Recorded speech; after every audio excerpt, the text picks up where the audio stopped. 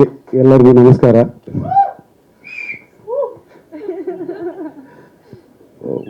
ಇವತ್ತು ನಮ್ಮ ರುಕ್ಮಿಣಿ ರಾಧಾಕೃಷ್ಣ ಚಿತ್ರದ ಹಾಡು ಬಿಡುಗಡೆ. ನನಗೆ ಏನು ಮಾತಾಡಬೇಕು ಅಂತ ಗೊತ್ತಿಲ್ಲ. ಪ್ರಿಪೇರ್ ಆಗಿದ್ದು ಒಂದು, ಸ್ಟೇಜ್ ಹತ್ತಿದ ಮೇಲೆ ಅದೆಲ್ಲ ಮರೆತು ಹೋಗಿದೆ. ಹೇಳ್ಕೊಳಕ್ಕಾಗದೇ ಇರೋ ಅಂತ ಒಂದು ಭಯ, ಒಂಥರ ಎದೆಲಿ. ಸಂಗೀತ ಅನ್ನೋದು ನನಗೆ ಚಿಕ್ಕ ವಯಸ್ಸಿನಿಂದನೂ ತುಂಬ ನನ್ನನ್ನು ಆಕರ್ಷಿಸಿದಂತಹ, ತುಂಬ ಅದರೊಳಗೆ ಒಲವು ಬೆಳೆಸ್ಕೊಳ್ಳುವಂತೆ ಅದಾಗಿ ನನ್ನನ್ನು ಮಾಡಿದಂಥ ಒಂದು ಅಂಶ ನನ್ನ ಜೀವನದಲ್ಲಿ. ಸೊ ಈ ಚಿತ್ರಕ್ಕೆ ಸಂಗೀತ ನಾವು ಲಹರಿ ಸಂಸ್ಥೆಗೆ ಕೊಡಬೇಕು, ನಾವು ಹೋಗಿ ಮಾತಾಡಿದಾಗ ಅವರು ನಮ್ಮ ಚಿತ್ರದಲ್ಲಿ ಒಂದು ಭಾಗವಾಗ್ತಾರೆ ಅಂತ ಅಂದ್ಕೊಂಡಾಗ ನನ್ನ ಜೀವನದ ಒಂದು ಭಾವುಕ ಕ್ಷಣಗಳಲ್ಲಿ ಅದು ಒಂದು ಸರ್. ಚಿಕ್ಕ ವಯಸ್ಸಿನಲ್ಲಿ ನಾವು ನಮ್ಮ ಮನೆಯ ಗೋಡೆ ಮೇಲೆ ನಿಮ್ಮ ಒಂದು ಲೋಗೋವನ್ನು ಅಂಟಿಸಿದ್ವಿ. ಅಷ್ಟೊಂದು ಹಾಡುಗಳು ನಿಮ್ಮ ಸಂಸ್ಥೆಯಿಂದ ನಮ್ಮ ಮನೆಯಲ್ಲಿತ್ತು. ಸೊ ಹಾಗೆ ಅದಕ್ಕೋಸ್ಕರ ನನಗೆ ತುಂಬ ಅದೊಂದು ಹೆಮ್ಮೆಯ ಕ್ಷಣ ನನಗೆ. ನಾನು ಇಲ್ಲಿವರೆಗೂ ಬರ್ತೀನಿ ಅನ್ನೋದು ಕೂಡ ನನಗೆ ಗೊತ್ತಿರಲಿಲ್ಲ. ನಾನು ನಿಮ್ಮನ್ನು ಭೇಟಿ ಮಾಡ್ತೀನಿ, ನಿಮ್ಮನ್ನು ಮಾತಾಡ್ತೀನಿ ಅಂತ. ನೀವು ಕೈ ಕುಲುಕಿದ ಕ್ಷಣ ಕೂಡ ನನ್ನ ಜೀವನದಲ್ಲಿ ಮರೆಯೋಕ್ಕಾಗದೇ ಇರೋವಂಥದ್ದು. ತುಂಬ ಥ್ಯಾಂಕ್ಸ್. ಸೊ ಹಾಗೆ ಕಲ್ಯಾಣ್ ಸರ್ ತುಂಬ ಥ್ಯಾಂಕ್ಸ್. ನಾವು ಭೇಟಿ ಮಾಡಿದ್ದೆ ನಿನ್ನೆ. ಇದಕ್ಕೆ ಒಂದು 2-3 ತಿಂಗಳ ಹಿಂದೆ ಮಾತು ಶುರು ಮಾಡಿದ್ವಿ. ಸನ್ನಿವೇಶ ಹೇಳಿದಾಗ, ಸಂದರ್ಭ ಹೇಳಿದಾಗ, ಕತೆ ಹೀಗಿದೆ, ಹಾಡು ಹೀಗೆ ಬರಿಬೇಕು ಅಂತ ಹೇಳಿದಾಗ ನೀವು ಕತೆ ಕೇಳಿ ತುಂಬ ಸಂತೋಷ ಪಟ್ಟಿದ್ರಿ. ಹೀಗೊಂದು ಬರೀಬೇಕು ಸರ್ ನಾವು ತಮಿಳಿನಲ್ಲಿ ಮತ್ತು ಕನ್ನಡದಲ್ಲಿ, ಇದು ನಮ್ಮದೊಂದು ಐಡಿಯಾ ಅಂತ ನಾವು ಹೇಳಿದಾಗ ನೀವು ಅದನ್ನು ತುಂಬ ಚೆನ್ನಾಗಿ ಅದನ್ನು ಸ್ವೀಕರಿಸಿದ್ರಿ. ನಮಗೆ ಅದು ತುಂಬ ಖುಷಿ ಆಯಿತು. ಯಾಕಂದರೆ ಬೈತಾರೇನೋ ಅನ್ನೋ ಒಂದು ಭಯ ಇತ್ತು ನಮಗೆ.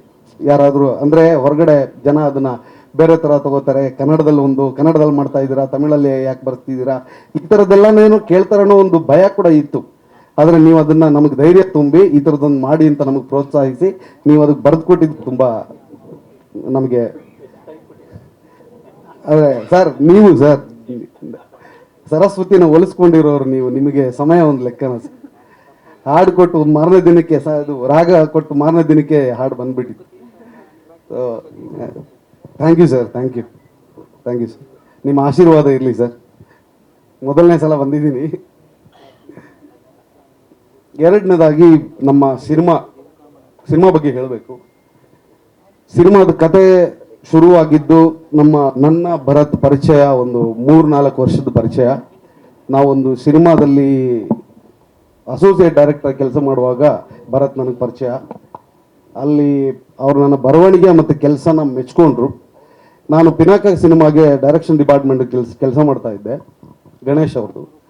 ಆ ಸಿನಿಮಾದಲ್ಲಿ ಕೆಲಸ ಮಾಡುವಾಗ ಒಂದಿನ ಫೋನ್ ಮಾಡಿ ಕರೆದ್ರು, ಬನ್ನಿ ನಾವು ಸಿನಿಮಾ ಮಾಡೋಣ, ಒಬ್ಬರು ನಿರ್ಮಾಪಕರು ನನ್ನ ಜೊತೆ ಇದ್ದಾರೆ ಬನ್ನಿ ಅಂತ. ಸೊ ಹೋದೆ. ನನಗೊಂದು ಸರ್ಪ್ರೈಸ್ ವಿಸಿಟ್ ಅದು. ನಿರ್ಮಾಪಕರು ಯಾರು ಅಂತ ಕೇಳಿದೆ, ಅವ್ರು ಹೇಳಲಿಲ್ಲ. ಹೋದರೆ ಅವತ್ತು ಉಮೇಶ್ ಇದ್ದರು ನಮ್ಮ ಮುಂದೆ. ನನಗದು ಯಾಕಂದರೆ ಉಮೇಶ್ ಕೂಡ ನನಗೆ ಅದಕ್ಕೆ ಮುಂಚೆ ಪರಿಚಯ. ಸೊ 3 ಜನ ಅವತ್ತು ಶುರು ಮಾಡಿದ್ದು ನಾವು ಜರ್ನಿನ. ಐ ಸ್ಟಿಲ್ ರಿಮೆಂಬರ್, ಆಗಸ್ಟ್ 3ನೇ ತಾರೀಕಿಗೆ ಕಳೆದ ವರ್ಷ ನಾವು ಒಬ್ರಿಗೊಬ್ರು ಭೇಟಿ ಮಾಡಿ 3 ಜನ ಮಾತಾಡಿ ನಮ್ಮ ಜರ್ನಿ ಶುರು ಮಾಡಿದ್ವಿ. ಇವತ್ತಿನ ದಿನ ಈ ಕ್ಷಣದವರೆಗೂ ನಾವು ಹಾಗೆ ಇದ್ದೀವಿ. ಸೊ ಭರತ್ ಹೇಳಿದಾಗೆ ಜಗಳ ಆಡಿದ್ರು, ಕಿತ್ತಾಡಿದ್ರು, ಅದು ಏನೇ ಮಾಡಿದ್ರು ನಾವು ಎಲ್ಲನೂ ಸೆಲೆಬ್ರೇಷನ್ ಥರ ಮಾಡಿದ್ವಿ. 3 ಜನ ಜೊತೆಲೇ ಇದ್ದೀವಿ.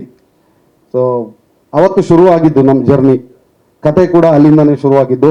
ಭರತ್ ಹೇಳಿದ ಒಂದು ಸಣ್ಣ ಲೈನು, ಆ ಲೈನ್ನ ಇಟ್ಕೊಂಡು ಡೆವಲಪ್ ಮಾಡಿ ಒಂದು ಕತೆನ ನಾವು ಡೆವಲಪ್ ಮಾಡಿ ಸ್ಕ್ರೀನ್ ಪ್ಲೇ ಬರೆದು ಸಿನಿಮಾ ಮಾಡಿದ್ವಿ. ಸಣ್ಣದಾಗಿ ಹೇಳ್ಬಿಡ್ತೀನಿ. ಯೂಶಲಿ ರುಕ್ಮಿಣಿ ಕೃಷ್ಣನ ಜೀವನದಲ್ಲಿ ಗರ್ಲ್ ಫ್ರೆಂಡ್ ಆಗ್ಬೋದು, ವೈಫ್ ಆಗ್ಬೋದು, ಫ್ರೆಂಡ್ ಆಗ್ಬೋದು. ಆದರೆ ಕೃಷ್ಣನಿಗೆ ಆತ್ಮ ಅಂತ ಇದ್ರೆ ಅದು ರಾಧಾ ಮಾತ್ರ. ಅದು ಯಾವತ್ತಿಗೂ ಕೃಷ್ಣನಿಂದ ಅವರಿಬ್ಬರು ಸೇರಕ್ಕಾಗದೇ ಇರ್ಬೋದು, ಆದರೆ ಕೃಷ್ಣ ಇರೋವರೆಗೂ ರಾಧಾ ಅವನ ಆತ್ಮವಾಗಿರ್ತಾಳೆ. ಸೊ ರಾಧಾ, ರುಕ್ಮಿಣಿ, ಕೃಷ್ಣ, ಇದು ಇವ್ರು 3 ಜನ ಸೇರ್ಕೊಂಡ್ರೆ ಇವ್ರ 3 ಜನರ ಜೀವನದಲ್ಲಿ ಅವ್ರ ಮಧ್ಯದಲ್ಲಿ ಇರುವಂಥದ್ದು ಒಂದು ಎಟರ್ನಲ್ ಲವ್ ಸ್ಟೋರಿ. ಅದು 24 ಕಲ್ಪಗಳು ಕಳೆದ್ರು. ಆ 24 ಕಲ್ಪಗಳಲ್ಲೂ ಕೂಡ ರಾಧಾಕೃಷ್ಣ ರುಕ್ಮಿಣಿಯವರು ಪದೇ ಜನ್ಮಿಸ್ತಾರೆ. ಅವ್ರ ಪ್ರೀತಿ ಪದೇ ಪದೇ ಟ್ರಾವೆಲ್ ಆಗುತ್ತೆ ಅಂತ ಶಾಸ್ತ್ರಗಳು ಹೇಳುತ್ತವೆ, ನಮ್ಮ ಪುರಾತನ ಗ್ರಂಥಗಳು. ಆ 24 ಕಲ್ಪಗಳಲ್ಲೂ ಅವ್ರು ಮತ್ತೆ ಮತ್ತೆ ಹುಡ್ತಾರೆ, ಮತ್ತೆ ಮತ್ತೆ ಪ್ರೀತಿಸ್ತಾರೆ. ಆದರೆ ಎಲ್ಲೂ ಕೂಡ ರಾಧಾಕೃಷ್ಣ ಅವಳ ಕೃಷ್ಣನ ಆತ್ಮವಾಗಿ ಉಳ್ಕೊಳ್ತಾಳೆ, ರುಕ್ಮಿಣಿ ಅವಳ ಭಾಳ ಸಂಗಾತಿಯಾಗಿ ಉಳ್ಕೊಳ್ತಾಳೆ. ಈ ಒಂದು ಥೀಮ್ನ ಇಟ್ಕೊಂಡು ನಾವು ಕತೆ ಮಾಡಿದ್ದೀವಿ, ಅಂದ್ಕೊಂಡಿದ್ದೀವಿ ನಾವು ತುಂಬ ಚೆನ್ನಾಗಿ ಮಾಡಿದ್ದೀವಿ ಅಂತ. ಸದ್ಯದಲ್ಲೇ ಕೂಡ ಅದರದ್ದು ಮುಂದಿನ ಅಪ್ಡೇಟ್ಸ್ ಎಲ್ಲ ನಿಮಗೆ ನಾವು ಕೊಡ್ತಾ ಹೋಗ್ತೀವಿ. ನಿಮ್ಮೆಲ್ರಿಗೂ ಇಷ್ಟ ಆಗುತ್ತೆ ಅಂತ ಭಾವಿಸ್ತೀವಿ. ಇನ್ನೊಂದೇನು ಅಂದರೆ, ಈ ಕತೆ ಮಾಡೋದಕ್ಕೆ ನಮಗೆ ಒಂದು ಪ್ರತಿಭಾವಂತರ ಗುಂಪೇ ಸೇರ್ಕೊಳ್ತು.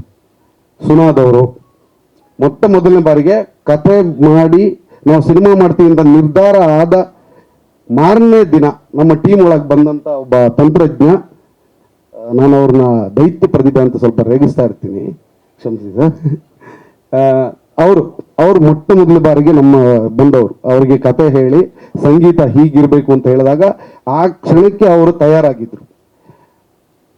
ಅದ್ರ ಪ್ರತಿಫಲ ಇವತ್ತು ನಾವು 2 ಹಾಡಿನ ಮೂಲಕ ನಾವು ನೋಡಿದ್ವಿ. ಉಳಿದಂತೆ ಇನ್ನೂ 4 ಸಾಂಗ್ಗಳಿದೆ, ಅದು ಕೂಡ ಬೇರೆ ಬೇರೆ ಥರದ ಫ್ಲೇವರ್ಗಳಲ್ಲಿ ಬರುತ್ತೆ. ಅದೆಲ್ಲ ಕೂಡ ನಿಮಗೆ ಇಷ್ಟ ಆಗುತ್ತೆ. ಈಗಾಗಲೇ ನಮ್ಮ ತಂಡ ಹೇಳಿದಾಗೆ ಸಿಡ್ ಶ್ರೀರಾಮ್ ಅವರು, ರಜತ್ ಅವ್ರದ್ದೇ ಇನ್ನೊಂದು ಹಾಡು, ಎಲ್ಲರೂ ಈ ಥರದ್ದು ಹಾಡುಗಳು ಇನ್ನೂ ಬಿಡುಗಡೆ ಆಗಬೇಕು. ನೀವೆಲ್ಲ ಕೇಳಿ ಇಷ್ಟಪಡ್ತೀರಾ ಅಂತ ನಾನು ಅನ್ಕೊಳ್ತೀನಿ. ಓಕೆ ಸರ್, ಇದು ಬೆಂಗಳೂರಿನಿಂದಲೇ ಶುರು ಆಗುತ್ತೆ. ಸೊ ಅಂದರೆ ಇಲ್ಲಿಂದ ಅಂದರೆ ನಾಯಕನ ಜೀವನದಲ್ಲಿ ಕೆಲವೊಂದು ಅನಿರೀಕ್ಷಿತ ಘಟನೆಗಳು ನಡೆದಾಗ ಅವನು ಇಲ್ಲಿಂದ ಬೇರೆ ಕಡೆ ಹೋದಾಗ ಅದು ಕುಂಭಕೋಣಂಗೆ. ಅದು ಕುಂಭಕೋಣಂನ ಯೂಶಲಿ ನಮ್ಮ ಇಂಡಿಯಾದಲ್ಲಿ ಸಿಟಿ ಆಫ್ ಟೆಂಪಲ್ಸ್ ಅಂತ ಕರೀತಾರೆ. ನಾಯಕ ಒಂದು ಸ್ಪಿರಿಚುವಲ್ ಜರ್ನಿ ಶುರು ಮಾಡ್ತಾನೆ, ಒಂದು ಧ್ಯಾನಕ್ಕೆ, ಒಂದು ನೆಮ್ಮದಿ ಬೇಕು ಮನಸ್ಸಿಗೆ ಅನ್ನೋ ಥರದಲ್ಲಿ ಅವನು ಆ ಸಿಟಿಗೆ ಹೋಗ್ತಾನೆ. ಕತೆ ಅವನ ಜೊತೆಲಿ ಹೋಗುತ್ತೆ. ಅದು ಕುಂಭಕೋಣಂನಲ್ಲಿ ಅಲ್ಲ, ಇರ್ಲಿ ಸರ್, ಸಿನಿಮಾ ನೋಡಿದಾಗ ಅವ್ರು ಮೊದ್ಲೇ ಒಂಚೂರು ಕತೆ ಬಿಟ್ಕೊಟ್ಟಾಯ್ತು, ನನಗೆ ಹೇಳ್ಬೇಡಿ ಕತೆ ಅಂದ್ರೆ ಸರ್.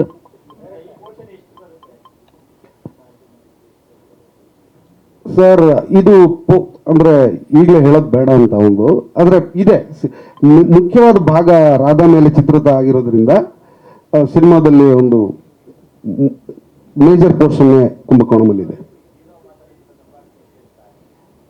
ಎಲ್ಲಿ? ಹಾ,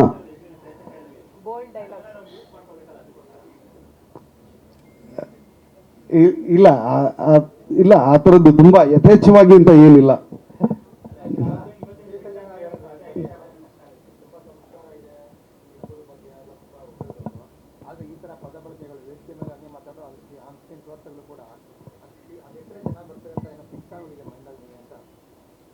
ಸರ್ ಹಾಗಲ್ಲ, ಅದು ನಾಯಕನ ಪಾತ್ರ ಕೇಳ್ತಿತ್ತು.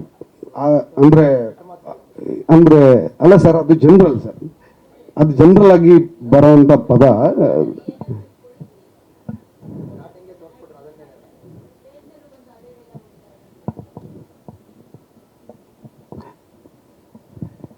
ಸ್ಟೇಜ್ ಮೇಲೂ ಬಂದು ಅದೇ ಡೈಲಾಗು ನಾನು ಇಲ್ಲಿ ಯಾರಿಗೋ ಹೇಳಿಲ್ಲಮ್ಮ. ನಾನು ಸಿನಿಮಾಲ್ ಬರೋ ಒಂದು ಡೈಲಾಗ್ನ ಈ ಥರ ಕತೆ ಹಿಂಗಿದೆ, ಬರೀ ರುಕ್ಮಿಣಿ ರಾಧಾಕೃಷ್ಣ ಅಂದರೆ ಆ ಜಾನರ್ ಮಾತ್ರ ಅಲ್ಲ, ನಾವು ಈ ಜಾನರಲ್ಲೂ ಇದ್ದೀವಿ. This is what I mean, like ನೀವು ಒಪ್ಕೊಂಡ್ಲಿ ಬಿಡ್ಲಿ, ಆಚೆ ಕಡೆ ಜನ ಎಲ್ಲ ಯೂಸ್ ಮಾಡ್ತಾರಲ್ಲ, ರಿಯಾಲಿಟಿ ಇದ್ರೆ ತಾನೇ ಜನ. ನಾವು ರಿಯಲಿಸ್ಟಿಕ್ ಸಿನಿಮಾ, ನಮ್ದು ಬರೀ ಕಾಲ್ಪನಿಕ ಅಲ್ಲ.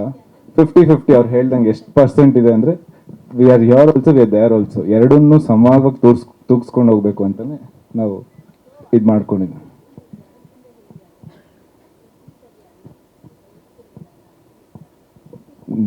ಎಲ್ಲ ಜನ ಅಂದರೆ ಎಲ್ರೂ ಅನ್ಕೊಂಡಿದ್ದೀನಿ. ಓಕೆ ಅಮ್ಮ, ನೀವು ಹೇಳಿದ್ದು ನಾನು ತಗೊತೀನಿ. ನೀವು ದಯವಿಟ್ಟು ಈ ಥರ ನಮ್ಮ ಮಾರ್ಗದರ್ಶನ ಕೊಡ್ತಾ ಇರಿ, ಹೆಲ್ಪ್ ಆಗುತ್ತೆ. Thank you. ನಿರ್ದೇಶಕರು ಏನಾದರೂ ಮಾತಾಡ್ತೀರಾ? ಅಷ್ಟೇನಾ? Yes sir. ಅದೇ ನಮ್ಮ ತಾರಾಗಣದ ಬಗ್ಗೆ ಮಾತಾಡಬೇಕು. Thank you ma'am, thank you so much. ಅಂದರೆ ಮೋಕ್ಷಿತ್ ಅವ್ರ ಬಗ್ಗೆ ಹೆಚ್ಚಿಗೆ ತುಂಬ ಬಹಳ ಜನಕ್ಕೆ ಗೊತ್ತಿರುತ್ತೆ, ನಾನು ಹೆಚ್ಚಿಗೆ ಹೇಳಬೇಕಾಗಿಲ್ಲ. ಅವರ ಅವ್ರ ಡೆಡಿಕೇಶನ್ನು ಮತ್ತು ಅವ್ರು ಇನ್ವಾಲ್ವ್ ಆಗ್ತಿದ್ದ ರೀತಿ, ಅವ್ರು ಬಂದು ಆ ಪಾತ್ರಕ್ಕೆ ತಯಾರಿ ಮಾಡಿಕೊಂಡೇ ಸೆಟ್ಟಿಗೆ ಬರ್ತಿದ್ದ ರೀತಿ ನಮಗೆಲ್ಲ ತುಂಬ ಇಷ್ಟ ಆಗ್ತಾ ಇತ್ತು. ತುಂಬ ಹೆಚ್ಚೇನು ಕಷ್ಟಪಡಲಿಲ್ಲ ನಿಮ್ಮ ಪೋರ್ಷನಲ್ಲಿ ಶೂಟ್ ಮಾಡೋದಕ್ಕೆ, ಬೇಗನೆ ಶೂಟ್ ಮಾಡಿದ್ವಿ ನಾವು. ಅಂದರೆ ಪಾತ್ರನೇ ನೀವಾಗಿದ್ದರಿಂದ ನಮಗೆ ಭಾಳ ಅದು ಸುಲಭ ಅಂತ ಅನ್ನಿಸ್ತು. ರಾಧಾ ಪಾತ್ರನ ತುಂಬ ಚೆನ್ನಾಗಿ ಅವರು ನಿಭಾಯಿಸಿದ್ದಾರೆ. ನಿಮಗೂ ಅದು ಎಲ್ರಿಗೂ ಇಷ್ಟ ಆಗುತ್ತೆ. ನೀವು ಅದ್ರದ್ದು ಒಂದು ಝಲಕ್ ಸಾಂಗ್ನಲ್ಲೇ ನೋಡಬಹುದು. ಆಕೆ ಒಂದು ಮುಗ್ಧತೆ, ಅದರಲ್ಲಿ ಮುಗ್ಧತೆಯಲ್ಲಿ ಒಂದು ಪ್ರಬುದ್ಧತೆ ಎರಡೂ ಕೂಡ ಕಾಣುತ್ತೆ ಅಂತ ನಾನು ಅಂದ್ಕೊಂಡಿದ್ದೀನಿ. ಹಾಗೆ ರಿಯಾ ಮೊದಲನೇ ಸಲ ಕನ್ನಡಕ್ಕೆ, ವೆಲ್ಕಮ್ ಟು ದ ಕನ್ನಡ ಚಿತ್ರರಂಗ. ಅವರು ಮಾಡೆಲ್ಲು, ಆ್ಯಕ್ಟ್ರೆಸ್ಸು, ಕನ್ನಡ ಬರೆದಿದ್ರು ಕೂಡ ಅವರು ನಾವು ಹೇಳಿಕೊಟ್ಟಿದ್ದನ್ನು ಬಾಯಿಪಾಠ ಮಾಡಿ ಕನ್ನಡ ಡೈಲಾಗನ್ನು ಅರ್ಥ ಮಾಡಿಕೊಂಡು ಅದಕ್ಕೆ ಇಂಗ್ಲೀಷ್ನಲ್ಲಿ ಆಮೇಲೆ ಹಿಂದಿನಲ್ಲೆಲ್ಲ ಅರ್ಥ ಬರ್ಕೊಂಡು ಅವರ ಡೈಲಾಗ್ನ ಕಲಿತು ಬಂದು ನಟನೆ ಮಾಡಿದ್ದಾರೆ. ನಿಮಗೆ ಮುಂದೆ ನೋಡಿದಾಗ ಅನಿಸುತ್ತೆ ಅದು ತುಂಬ ಒಂದು ಇನ್ವಾಲ್ವ್ಮೆಂಟ್ ಇತ್ತು ಆಕೆಗೆ. ನಾನು ಏನಾದರೂ ಮಾಡಬೇಕು ಅಂತೇಳಿ ಭಾಷೆ ನನಗೆ ತೊಡಕಾಗಿದೆ ಅಂತ ಅವರು ಯಾವತ್ತೂ ಅಂದ್ಕೊಳ್ಳಿಲ್ಲ. So thank you so much. There is a long way to go. So okay ಅಲ್ಲ ಸರ್? ಓಕೆ,